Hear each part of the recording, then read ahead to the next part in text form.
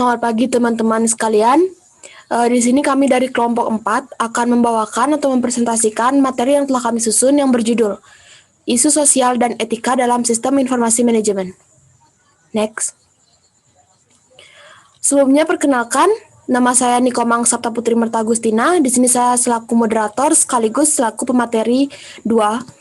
Dan teman-teman saya Niluh Puturani dengan NIM 20170511029 selaku pemateri 1.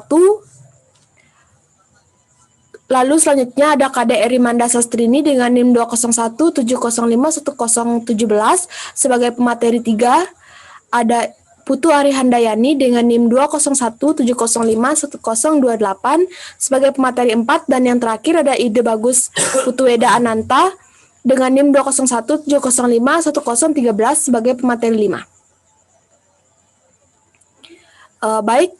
Kami persilakan kepada Niluh Puturani sebagai pemateri 1 untuk menyampaikan materinya.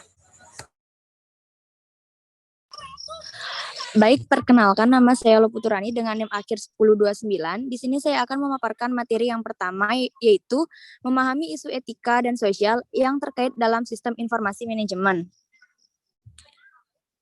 Seperti yang kita ketahui, etika adalah suatu kepercayaan atau pemikiran yang mengisi individual keberadaannya, bisa dipertanggungjawabkan terhadap masyarakat. Sedangkan moral adalah tradisi kepercayaan mengenai perilaku benar dan salah yang diakui oleh manusia secara universal. Teknologi dapat membawa perubahan yang cukup besar yang menciptakan isu-isu sosial yang harus diselesaikan masyarakat. Meningkatkan kemampuan jaringan teknologi informasi internet yang memiliki kapasitas penyimpanan dan dapat memperluas jangkauan seperti individu dan organisasi yang bertindak. Sistem informasi secara online menimbulkan tantangan-tantangan baru yang menciptakan dilema etika, di mana bisa menciptakan akuntabilitas atau pertanggungjawaban atas konsekuensi sistem informasi.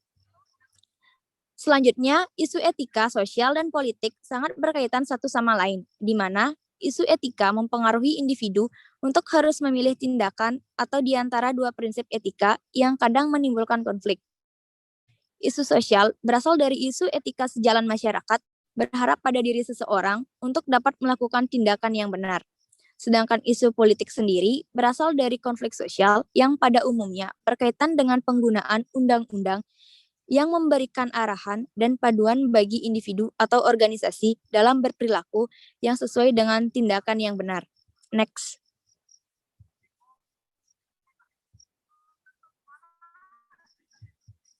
Selanjutnya, materi yang kedua yaitu ada dimensi moral era reformasi. Di sini ada 5 dimensi moral dalam era informasi. Yang pertama yaitu hak dan kewajiban informasi. Hak dan kewajiban informasi yaitu hak informasi untuk individu maupun organisasi dan juga kewajiban individu maupun kewajiban organisasi dalam informasi. Dalam hal ini diatur sejauh mana hak dan kewajiban seseorang individu maupun organisasi dalam memperoleh informasi dan apa saja kewajiban mereka terhadap informasi. Yang kedua yaitu ada hak kepemilikan dan kewajiban, yaitu bagaimana hak-hak yang kita miliki di individu ataupun di organisasi dapat dilindungi dalam sebuah lingkup kehidupan digital seperti sekarang ini. Seperti perlindungan terhadap hak kekayaan intelektual dan juga hak paten dan sebagainya. Dimensi sosial yang kedua ini menekankan bahwa dalam zaman yang secara canggih ini, bagaimana hak pribadi kita bisa dilindungi.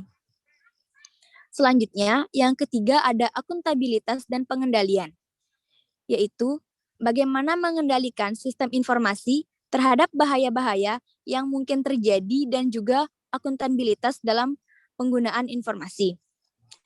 Yang keempat, ada kualitas sistem, yaitu standar kualitas sistem yang harus dipenuhi untuk melindungi hak-hak pribadi dan masyarakat, serta menjaga agar informasi maupun privasi masyarakat tetap terjaga. Dan yang terakhir, ada yaitu kualitas hidup, yaitu mengenai nilai-nilai yang harus terjaga dan dilindungi oleh arus informasi. Sehingga informasi juga harus mengetahui kualitas apa saja yang harus dipertahankan. Sekian pemaparan materi dari saya, selanjutnya akan disampaikan oleh teman saya.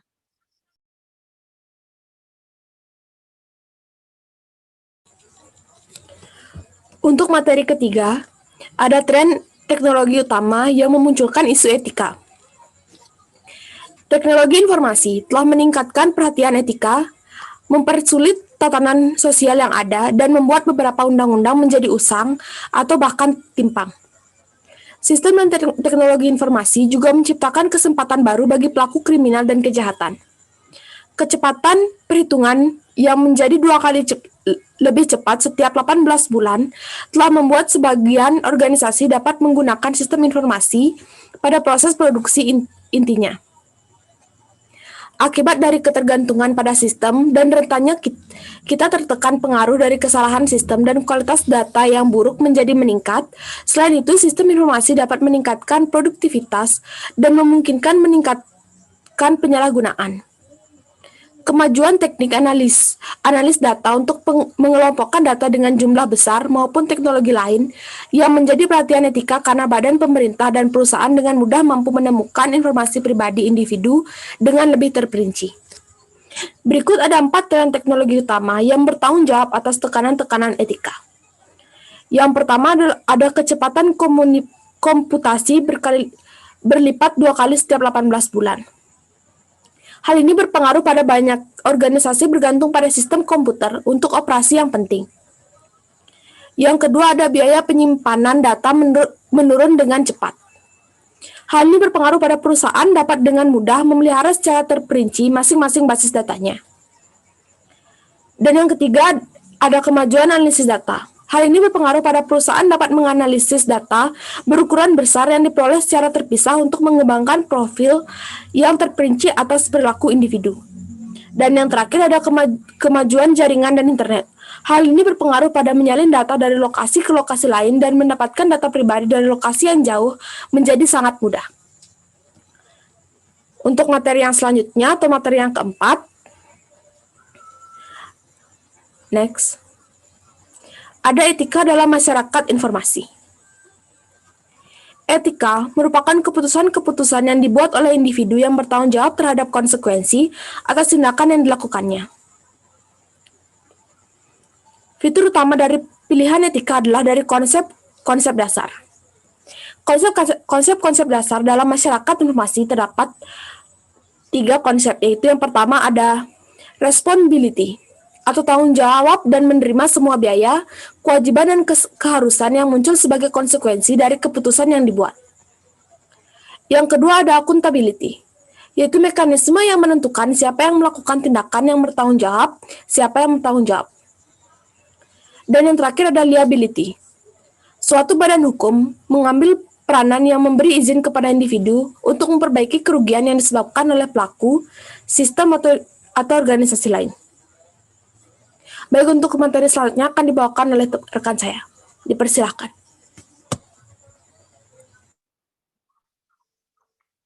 Baik, untuk materi selanjutnya yaitu mengenai analisis etika. Ada 5 analisis etika, yaitu yang pertama identifikasi dan gambarkan fakta secara jelas. Temukan siapa yang melakukan suatu tindakan dan untuk siapa tindakan tersebut dilakukan, di mana, kapan, dan bagaimana. Yang kedua yaitu definisikan konflik atau dilema atau identifikasi nilai-nilai yang lebih tinggi yang terlibat. Isu-isu etika, sosial, dan politis selalu mewakili nilai-nilai yang lebih tinggi. Kelompok-kelompok yang berselisih semuanya mengklaim mengusung nilai-nilai yang lebih tinggi, contohnya kebebasan, privasi, perlindungan hak, serta sistem perdagangan bebas. Yang ketiga ada identifikasi pihak-pihak berkepentingan, di mana setiap isu etika, sosial, dan politis selalu memiliki pihak-pihak yang berkepentingan, para pemain yang memiliki kepentingan terhadap hasil, pihak-pihak yang telah berupaya dalam situasi tersebut, dan biasanya pihak yang memiliki pendapat yang vokal. Yang keempat ada identifikasi pilihan-pilihan beralasan kuat yang bisa Anda ambil. Anda mungkin akan menemukan tidak adanya pilihan yang dapat memuaskan semua pihak, namun beberapa pilihan lebih baik ketimbang yang lainnya. Yang kelima ada identifikasi konsekuensi-konsekuensi yang mungkin terjadi dari pilihan yang Anda ambil. Beberapa pilihan mungkin besar secara etika, namun membawa malapetaka dari sudut pandang yang lain. Suatu pilihan mungkin berhasil dalam suatu kasus, namun belum tentu berhasil dalam kasus serupa. Next. Selanjutnya ada prinsip-prinsip etika. Bunyi prinsip-prinsip etika yaitu yang pertama ada golden rule, aturan emas. Perlakukan orang lain seperti apa yang Anda harapkan orang lain perlakukan kepada Anda. Di mana lebih jelasnya, posisikan dirimu pada posisi orang lain dan berpikir seolah-olah Anda adalah objek dari keputusan yang Anda buat, dapat membantu Anda dalam membuat keputusan yang adil. Yang kedua ada Immanuel Kant's Categorical Imperative. Jika suatu tindakan tidak baik untuk dilakukan semua orang, maka itu berlaku untuk siapapun juga. Yang ketiga ada Descartes Rule of Change. Artinya, jika sebuah tindakan tidak dapat dilakukan berulang-ulang, tindakan ini tidak tepat untuk diambil. Suatu tindakan bisa saja memberikan perubahan kecil saat ini dan bisa diterima, namun hal itu tidak bisa diterima dalam jangka waktu yang panjang dan berulang-ulang. Yang keempat ada prinsip utilitarian. Ambil tindakan yang dapat mencapai sebuah tujuan mulai dari yang lebih besar atau luhur. Yang kelima yaitu ada risk aversion principle, di mana ambil sebuah tindakan yang dapat menghasilkan bahaya atau biaya yang paling sedikit, di mana aturan ini mengasumsikan kita dapat memprioritaskan tingkatan nilai dan memahami konsekuensi dari berbagai macam tindakan. Yang keenam ada ethical atau no-reliance. Semua objek nyata dan tidak nyata dimiliki oleh seseorang kecuali ada pernyataan khusus lain. Baik, materi selanjutnya akan dipresentasikan oleh rekan saya. Baik, materi selanjutnya adalah materi ke-G, kode etik profesional.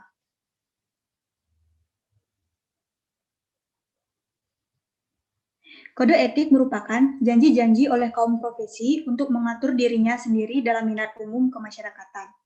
Di dalam kode etik profesional, apabila sekelompok orang mengklaim bahwa mereka profesional, maka mereka memegang hak-hak dan kewajiban-kewajiban khusus karena klaim khusus mereka atas pengetahuan, kebijaksanaan, dan rasa hormat. Aturan-aturan profesional pelaksanaan dipromulgasikan oleh perkumpulan para profesional seperti American Medical Association atau AMA, American Bar Association atau ABA, Association of Information Technology Professional atau AETP, dan Association of Computing Machinery atau ACM. Para kelompok profesional ini bertanggung jawab atas peraturan parsial dari profesi mereka dengan menetapkan jalan masuk, kualifikasi, dan kompetensi. Next. Materi selanjutnya adalah beberapa dilema etika.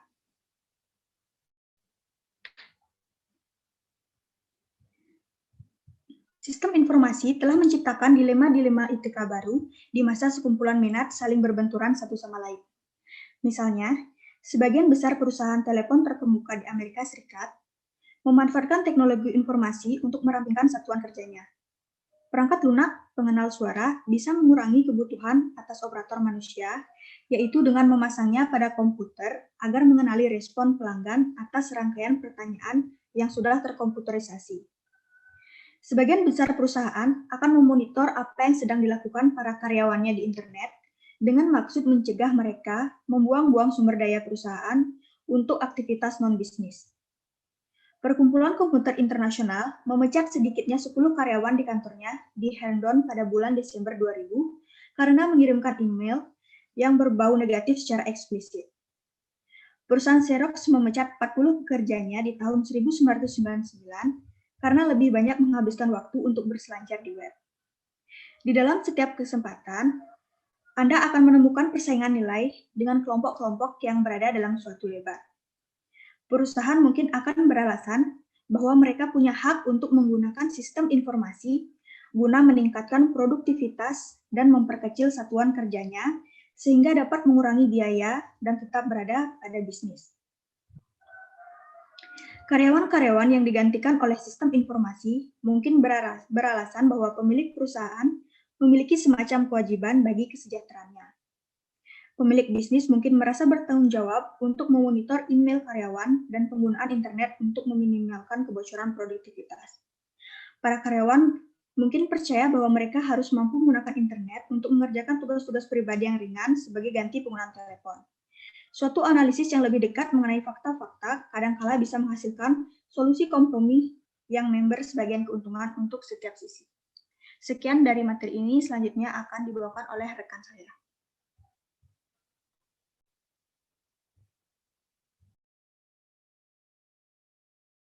Baik, selanjutnya materi dimensi moral dalam sistem informasi. Di sini terdapat 3 dimensi moral dalam sistem informasi, yaitu yang pertama, hak informasi, privasi, dan kebebasan di era internet.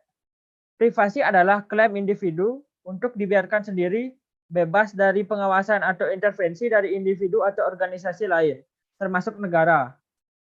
Teknologi dan sistem informasi membahayakan klaim individu atas privasi dengan membuat invasi terhadap privasi menjadi murah, menguntungkan, dan efisien. Teknologi internet menimbulkan tantangan baru atas perlindungan privasi pribadi.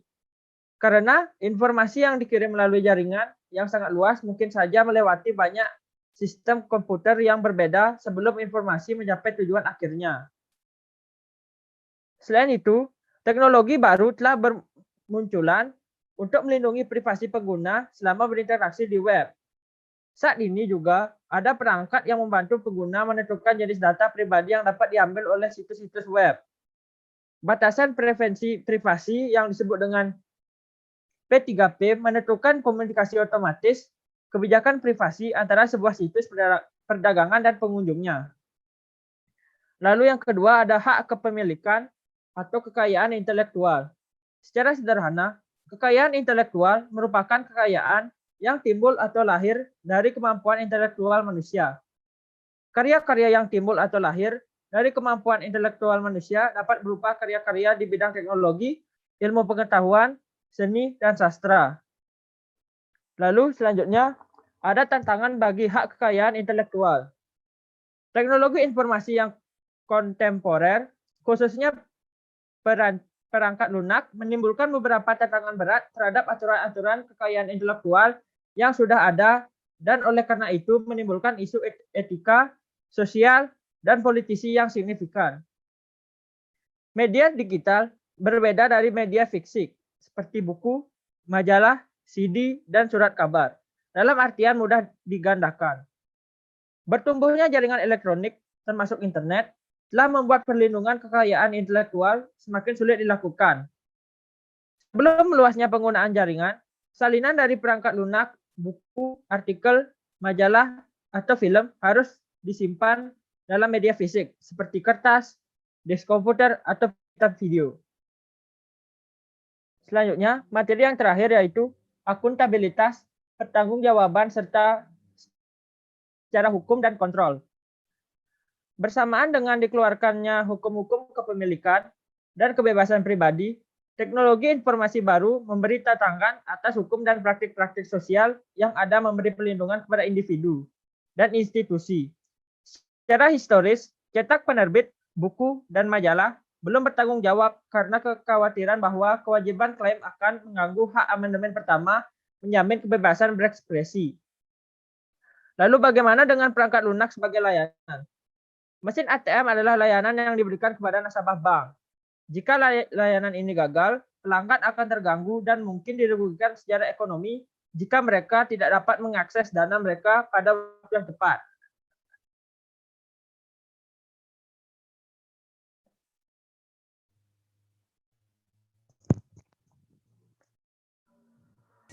Sekian dari materi yang dapat saya sampaikan. Saya akan kembalikan waktu kepada moderator. Baik, sekian pemaparan materi dari kelompok 4 terkait dengan isu sosial dan etika dalam sistem informasi manajemen. Apabila ada kesalahan kata atau perilaku yang kurang berkenan, kami dari kelompok 4 memohon maaf dan kami tutup dengan selamat pagi. Terima kasih.